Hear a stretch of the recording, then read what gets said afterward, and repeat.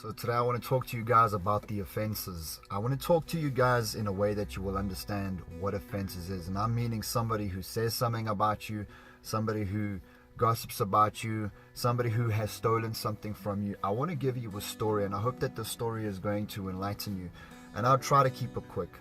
So there's this man that gets invited to a kingdom, and he's living in this village that he's not really happy about. But he decides, let me pack up all my goods. And I've got my family, my servants, so he's got his camels lined up, and he's got his jewelry here. He's got his pots and pans here on the one camel. He's got his carpets on the other camel, and some food and water and whatever. And he gathers up his family and he says, we're going to this kingdom. And he goes on his way, and he's through the wilderness. And what happens is this wilderness is not exactly a very safe place. So these robbers come and they try to scatter the family. And what they do is they go after the one camel, and they take the camel that's got the pots and pans, and off they go. And this man gets so angry, he gathers his servants and he says, let's go for them, let's get them. And they gun after them, and they try to chase them down, and they don't catch them. And they realize, you know what, let's rather just go back. And they go back, and what they don't realize is that they were robbed. They were not only robbed here, but they were robbed there, because this here was a little decoy and a distraction. And the man realizes that he's lost his family, he's lost his gold, he's lost his food, he's lost everything. And the man is very, very grieved, because he realizes that he had just let that little thing go. His servants and him could have protected his family and the rest of his goods. And the reason why I'm sharing this story with you is too many people I see. Yes, you've been hit with a bitter divorce. Somebody's done something terrible to you. Somebody's wronged you or robbed you and taken money from you. Somebody owes you something. Somebody has said something, and because that person said something and you reacted, there's been war in your family, or war in your business, or war in your ministry. And you've got all this hatred around you.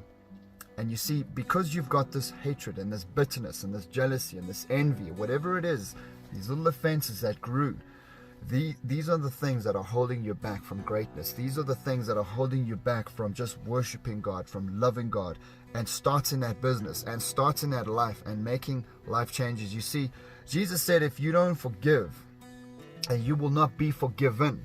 And the thing we need to understand is, when you really start to break down what the Lord's Prayer is, it says, forgive us our debts as we forgive our debtors. Now the thing I need to explain is, if you've been in a situation where someone has wronged you, and someone has said something or done something or broken your heart, you need to understand that the longer you hold on to that person, it's like you holding on to a disease called hatred, anger, bitterness. And that is going to cost you your soul, not only in this life, in the next life. And I'm talking about when you die. Now you have to face God in judgment day. If you don't forgive, then you will not be forgiven. And the thing is, a lot of people will say, you don't understand what this person did, you don't understand. And believe you me, I understand. I've also had my fair share of people who have come into my life and robbed me of peace, robbed me of joy, robbed me of money, opportunities, ideas, creativity. People have done all kinds of things. And you know what I've done? Just let them go. Because if I focus on that, then I can't focus on the future. I can't focus on the things that God has called me to do.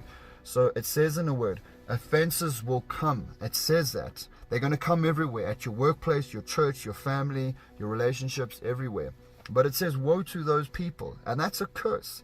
So what I want to say to you is, God is perfect, and God is just, and God is holy and righteous, and He will vindicate you. But if you want to take on judgment, then so you are bringing judgment upon yourself.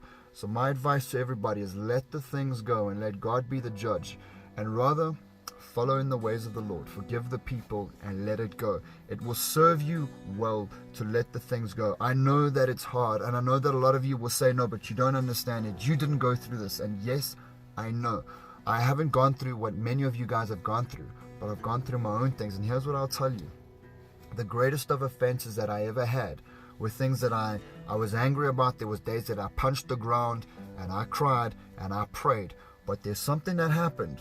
I fasted, and I was nice to those people, and I blessed them anyway, and I don't believe they deserved my forgiveness, but the word says they do, so I did it. And can I tell you something? I started sleeping better at night. I started going to gym, being happier. I had more favor with man.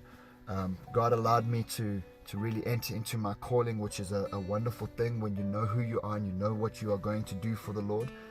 That for me was worth it. And this is what I'm going to tell you guys. Let it go. It's in the past. Let it be. God will judge and God will vindicate. So I will trust the word of God.